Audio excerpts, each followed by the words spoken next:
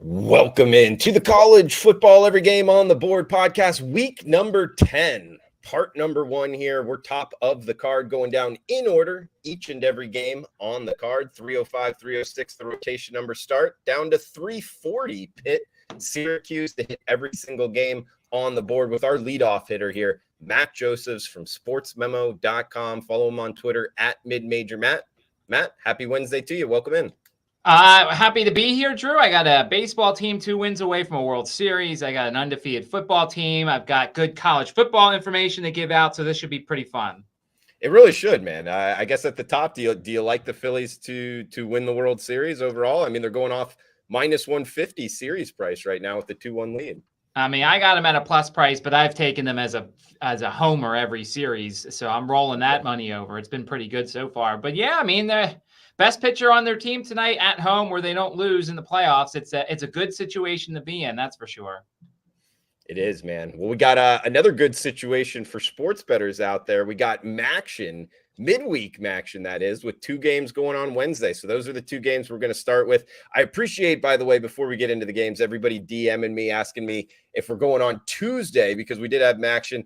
It's just too much, mainly to put on Matt to get ready for not only the Tuesday games, but to have all the other games ready. So we're just going to keep it on Wednesdays. Might do something special like on Twitter or something for the Tuesday Maction, but I don't think we're going to have it every game on the board. But hey, we will have the Wednesday Maction starting right now, 7 o'clock Eastern time for both games. Hopefully you have 2 TVs with the World Series going, maybe 3 TVs. 305, 306, Central Michigan, Northern Illinois here, Matt. We're seeing Northern Illinois minus 6-point home favorites, 57 being the total. Central Michigan, I know they were banged up a lot this year, but catching 6 here, I don't know. I was thinking about the chips. What are you thinking here in tonight's Maction? Yeah, I do have one play for tonight. It's in the other game, so we'll get into that in just a second. But I came really close to playing Central Michigan plus 6 tonight. I asked my NIU guy who he thinks is going to start tonight. He thinks it's going to be Justin Lynch. I mean, that's not to say Rocky Lombardi couldn't play tonight, but he seems to think that the third stringer is going to come in. And you have to wonder, like, what's the motivation for NIU, who basically was supposed to play for a MAC title and is now basically playing for bowl eligibility. They've been disappointing. They've had some injuries, obviously, at quarterback. The luck that they had last year on 4th down and 1-possession games kind of ran down a little bit this year. And then you look at Central Michigan, who was also supposed to be really good this year. But Richardson hasn't been very good. The run game with Lou Nichols has been disappointing. Their defense is pretty good, though, at least against the run. You can throw on them. And if it's Lombardi tonight, that would concern me. If it's Justin Lynch, I don't think Northern Illinois could take advantage of Central Michigan's problems. We saw this line go up a little bit from the open, Drew, but we also saw last night the line go up a little bit on Kent State. And obviously they lost outright. So I do like the underdog here. It was very close to making my card, though. Yeah. I mean, you bring up line moves. Kent State's been wrong all season long. I mean, they've been taking money more weeks than I can count, and they've been a money burner. I mean, with midweek Maction, guys, I don't pay attention as much to the line moves. What I would say out there, Matt, is it did open -4 to -6, and the total opened 55, and it's 57.5. That makes me think that they're moving it on Lombardi actually playing. Do you have anything on that? Yeah, it would make sense because you would think that the offense would be a little smoother with Rocky Lombardi in there. Yeah. I'm looking on Twitter real quick. Nobody has said anything definitive, but everybody who's in our industry is saying, hey, this line must be because Lombardi's playing, which, is a bad way necessarily to think, Drew. Last night, I'm pretty sure, Colin Schlee didn't look like he was going to play, and then all of a sudden he did. So, it's going to be interesting to see. It's Maction, so anything can happen, really. I lean towards the underdog. If you do want to wait, maybe there's a small bump again if Lombardi is officially announced the starter. I don't think you'll get 7, but I do like Central Michigan plus the points tonight. All right, we got the second of the 2 7 o'clock Eastern, 4 o'clock Pacific games here, 307, 308, as we're making our way down. If you're new to the Every Game on the Board podcast, we do hit every single game. We like to say go to the Wager Talk live odds screen, and those little numbers next to the team name, that's a rotation number. We're just going down in numerical order, hitting every single college football game for this weekend. We got Western Michigan, Bowling Green up next, actually during this week too, Wednesday night. 48 being the total, Matt. -5. That's Bowling Green, the Falcons in Bowling Green, Kentucky. Crazy to see Bowling Green be the favorite here by this much. Western Michigan just has not been very good this year. I've enjoyed fading them to some respect. As I said, I do have a play up on our website, sportsmemo.com. But I could say this. I think the under, it comes into play here, Drew. You've got two teams, one that's a little quicker pace-wise, one that's not.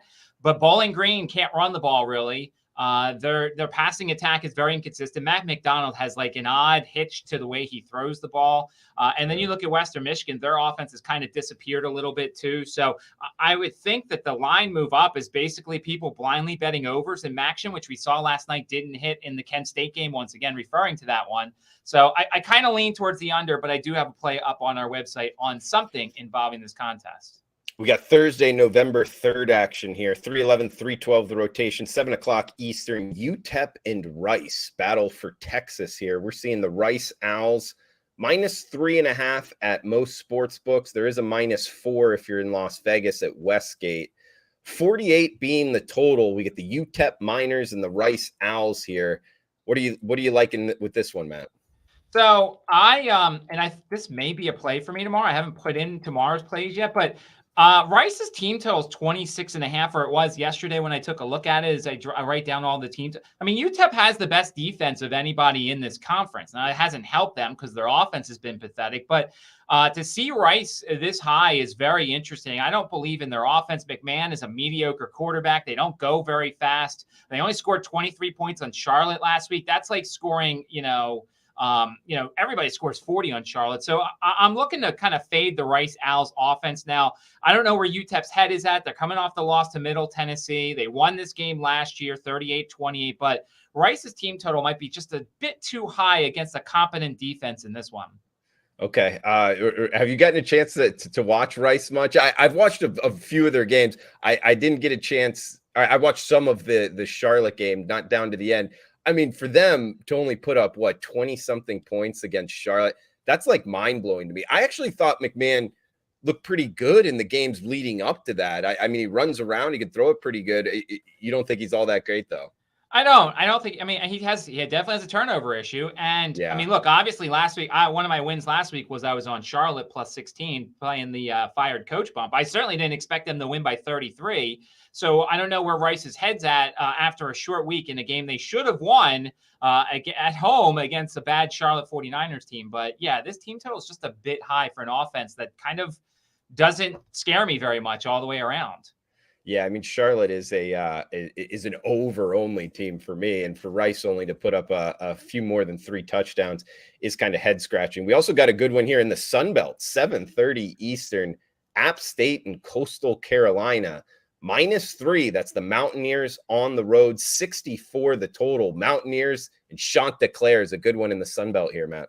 Yeah, this is a tough one because last week, one of my losses was I had Marshall last week. I figured off the JMU game, Marshall would be able to take advantage of Coastal. Coastal's got a ton of injuries, especially on offense.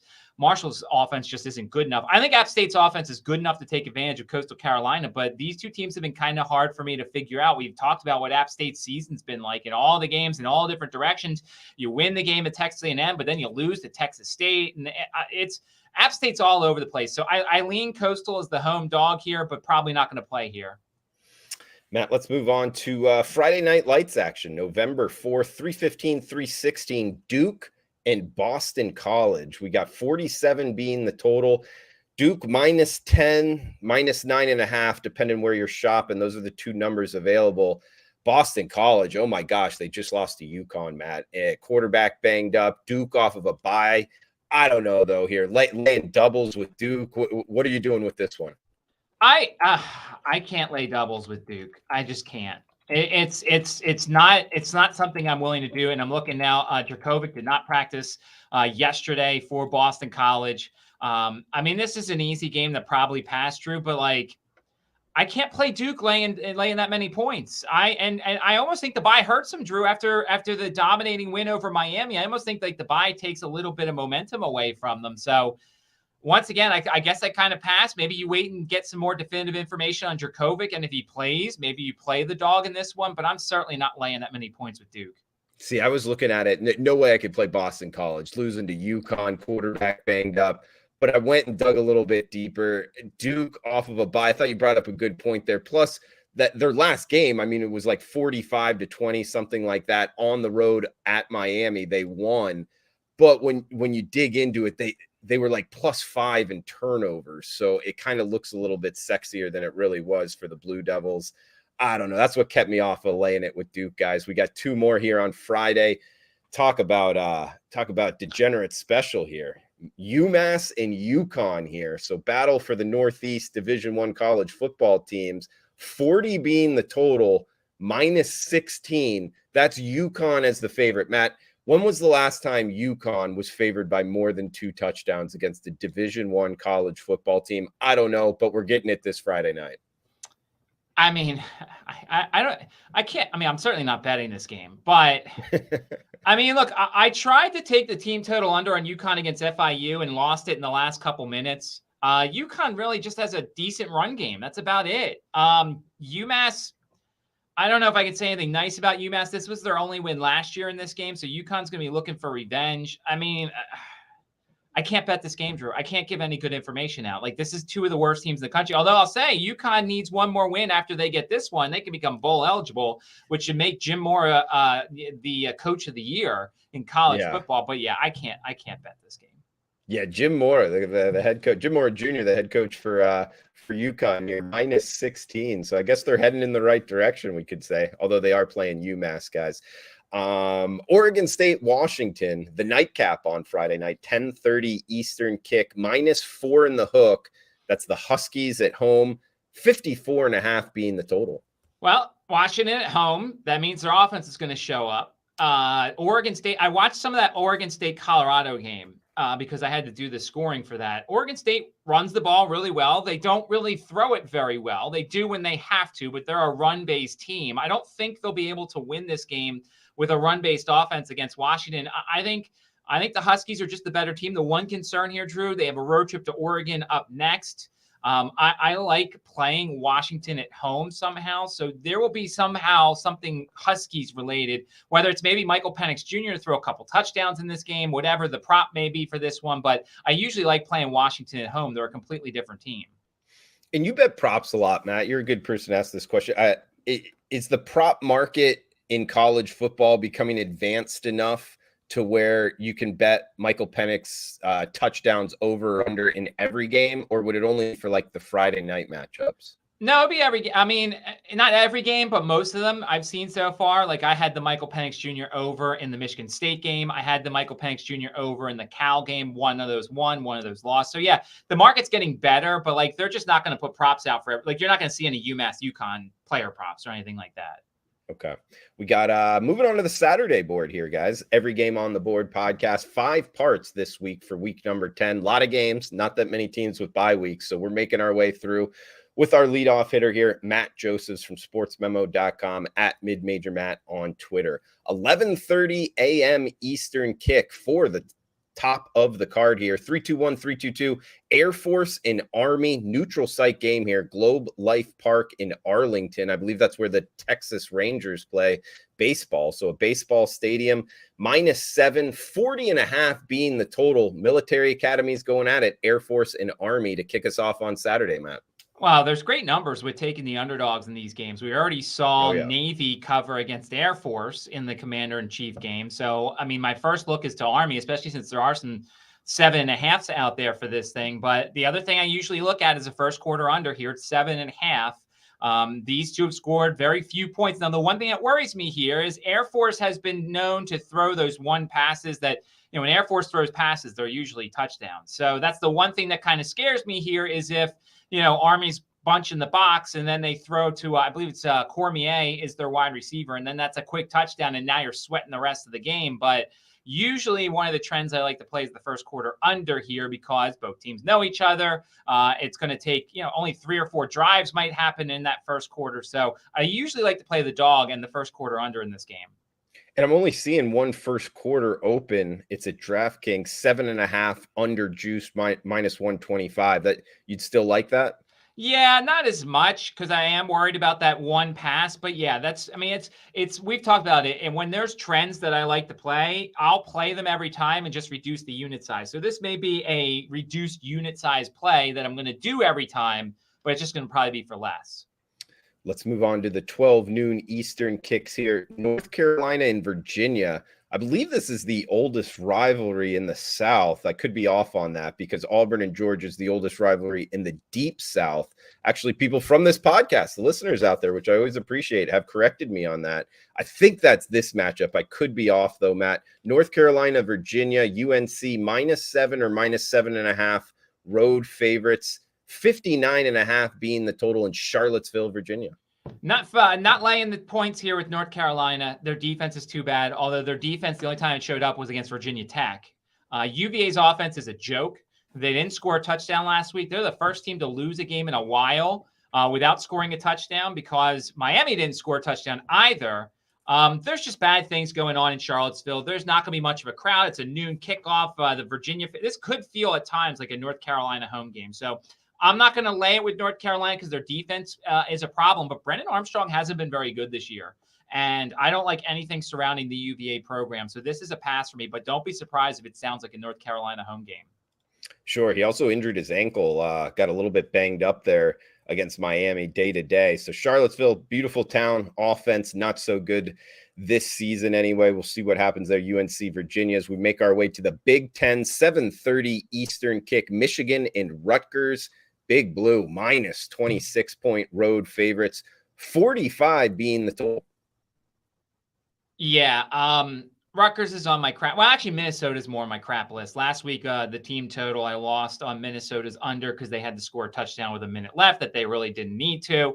Once again, Drew, for people who've watched this, I'm not in the business of laying 26 points on the road. Rutgers' offense is horrendous. If Michigan's focused, they should win this game by 1,000,000. But there's always weird things that happen. There's no look ahead for Michigan. The only thing I would consider here is maybe Michigan's team total under. If Rutgers' defense is not bad, the problem is if their offense keeps going 3 and out, then the defense gets tired and the team total gets blown up. So pass on this one because I'm just not laying 26 on the road. Heading to the ACC here, Matt. Wake Forest and NC State. 54 being the total, -4.5. That's the Demon Deacons on the road. Always interesting to watch this Wake Forest offense against better defenses. Will that kind of mush RPO, where he rides the running back in? Will it work against North Carolina State's defensive front? I'm not so sure. NC State backup quarterback, I believe, the rest of the way here, Matt. What are you thinking in the ACC?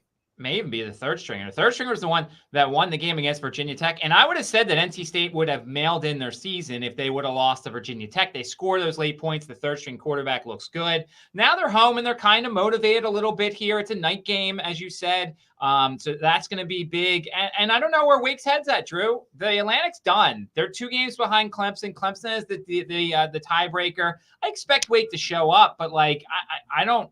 Certainly not going to buy them as a favorite in this game. I would play NC State or pass here. As you said, good defense for the Wolfpack. The concern there is the offense, but Wake's defense is pretty bad too. Next game up, one of the more unique atmospheres in college football. If you ever get a chance to go to this one, it's particularly when it's down in Miami, talking FSU at Miami here, 329-330, night kickoff 7:30 Eastern. This will be a wild atmosphere here, Matt. And I bring it up because, South Florida, Dade, Broward County isn't like the South so much. So you get kind of like a little bit of Latin flair, a lot of partying going on, tailgating wise. Should be a loud atmosphere here. But there will be a lot of Florida State fans as well. Kind of almost a little bit dangerous at times, if you know what I mean. -7.5 as the road favorite. That's Florida State. 53 being the total in Miami Gardens. The situation screams Miami because of how bad they looked. And now I haven't seen any update on Tyler Van Dyke, and obviously Wednesday things can still change. But, I kind of like the home team a little bit here. I know Florida State looked impressive against Georgia Tech. I know Miami looked horrendous, but that makes me want to play Miami in this situation. Anything above 7. It's only a lean as we kind of do. Obviously you do this and we give our opinions on every game. And so whether this makes my card or not is a different story. But my lean right now is Miami at home plus the 7.5. Anything above 7, I'd be very interested in the dog, and anything below 7 would probably be a pass here. But I know Miami looked horrendous against Virginia, but they're back home. I would expect a decent crowd, as you said, at least of Miami people. So I would say Miami as the dog here would be the only way I would go. Yeah, this will be a big crowd. I mean, Florida State at Miami, it will be sold out. And there is a lot of Florida State alumni in Dade, Broward County. So, yeah, it will be a wild atmosphere. Fun one to watch for sure Saturday night. Georgia Tech, Virginia Tech up next. This one, 12:30 Eastern time slot. 40 being the total, -3 in Blacksburg. I mean, Georgia Tech, sometimes they win games that, come out of nowhere. Virginia Tech, I don't think is very good, but they are at home here, Matt. Are you liking anything in the Battle of Techs? If Jeff Sims I'd play Georgia Tech. I don't know if he's going to play. I would like him not to play. I have under 3.5 wins for Georgia Tech. This is the game I'd be worried about the most, other than maybe the Miami game down in Atlanta. I think there's a very good chance Georgia Tech wins this game. It's a 12:30 kickoff. Tech fans will not show up. It'll be a very lazy atmosphere. What's the Hokies' mindset? They need a miracle to become bowl eligible, and they just lost a game where they actually scored touchdowns. I would play Georgia Tech if Jeff Sims is playing. If he's not playing, then this is another pass, because neither of these teams are worth anything without Jeff Sims playing. All right, Matt, moving down the list here. Big Ten action up next as we get Iowa and Purdue kicking us off on Saturday, 12 noon Eastern kick. Another low total, 41 in the Big Ten, -4 in the hook. That's the Boilermakers at home. So it's an interesting game because, Iowa's defense is really good. I won last week by the hair on my chinny chin chin. The team total under on Northwestern because they didn't kick the extra point. Thank God. That was the slimmest of margins because they scored right at the buzzer, and because the game was over and the extra point didn't matter, they didn't kick the extra point. The team total was 13.5. So I was very happy there. I mean, Iowa's defense is good. Purdue's defense is not great, but like Spencer Petras or Alex Padilla or whoever's starting, it doesn't really matter. Their offense is atrocious. So this is like a Tory Taylor game in terms of at least making Purdue have to work to score. Right now Purdue's team total is 23.5. I don't like it as much now. I'm hoping that we can push this thing to 24.5, and then I could take the under, because as I talked about last week, Drew, you want those key numbers in your favor. So if you like the over for Purdue, you want to take it now before it gets to that 24.5, because 24 now becomes an over. So I'm going to wait and see, but I can't bet on Iowa as a road dog here, but I do think their defense can keep them in this game. Matt Josephs, check him out, sportsmemo.com, as we got a couple games left here in the segment. He's 63-40 so far this year in college football, 130-98 last year, and 98-59 in 2020. So going for three straight profitable college football seasons. Also 16-6 in the MLB playoffs. He throws out a lot of props. So if you like betting props, Matt's probably your guy. Check him out, sportsmemo.com. Obviously knows his college football right here as we're splitting the Big Ten games, Matt. Penn State and Indiana up next. Nittany Lions, -2 touchdowns pretty much across the board. We are seeing 113.5 out there.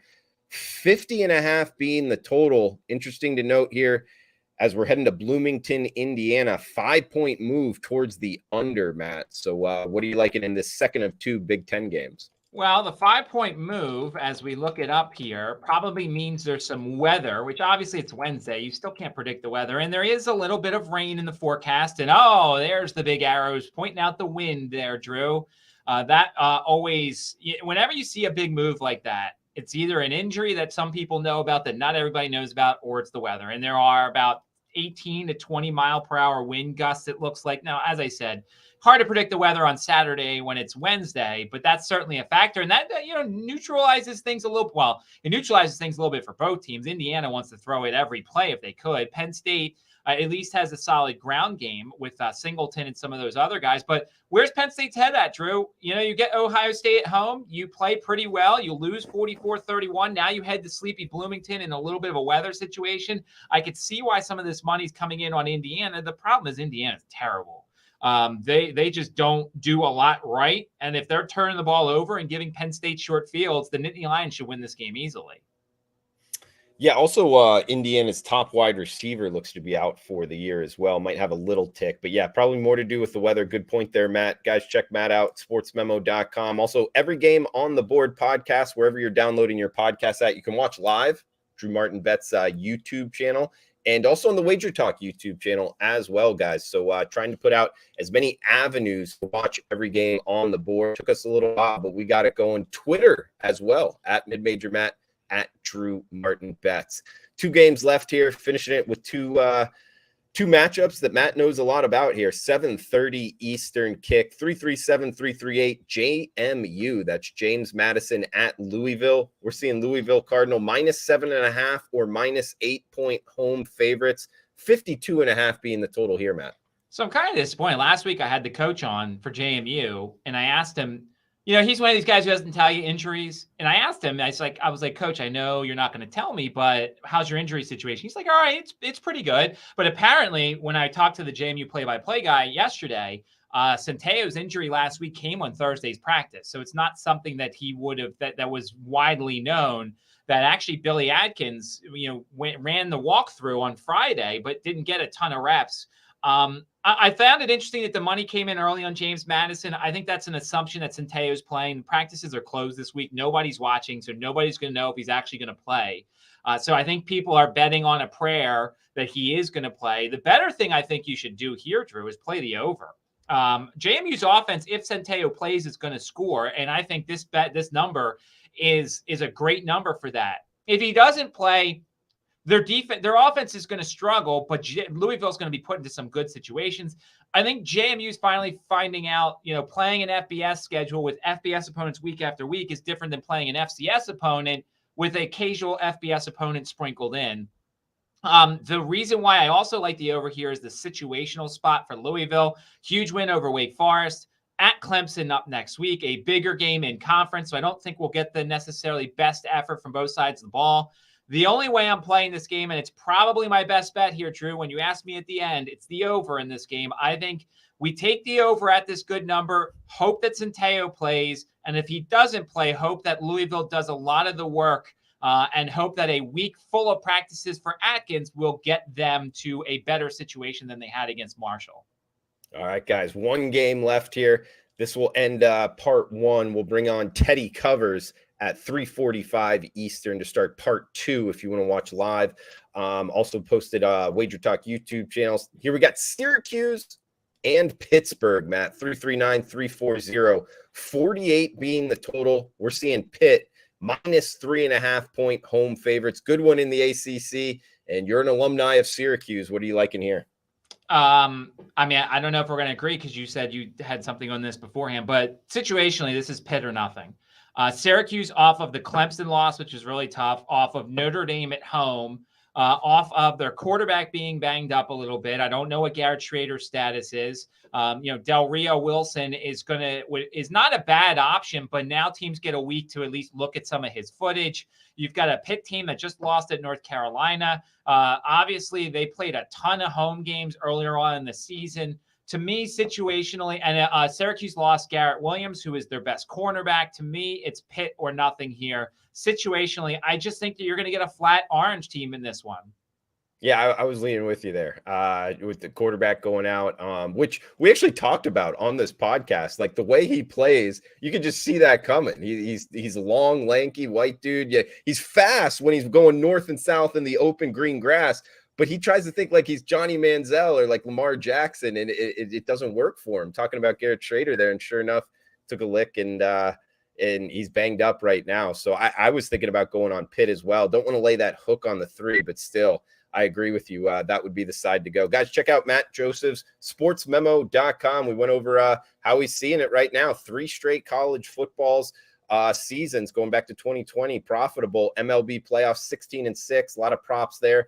Matt, throw it over to you, man. Closing thoughts, take it away. And if you got a most confident play of the section, if you could throw it out for the listeners. It's, we're going to play the hope that Todd Centeo plays, but JMU, Louisville over 52. It'll most likely be a play on my card for my client. So you're getting a client play here. I don't know if Todd's playing. If he does, this number is going to go up. because JMU will certainly score on Louisville. If he does not play, the hope is that Louisville will do a lot of the legwork here. But if you wait to play this when you get an official announcement, which could come Friday night, could come Saturday, that Todd's playing, this number is going to go up. I bet it'll go back up to the original number of 55, maybe even higher than that.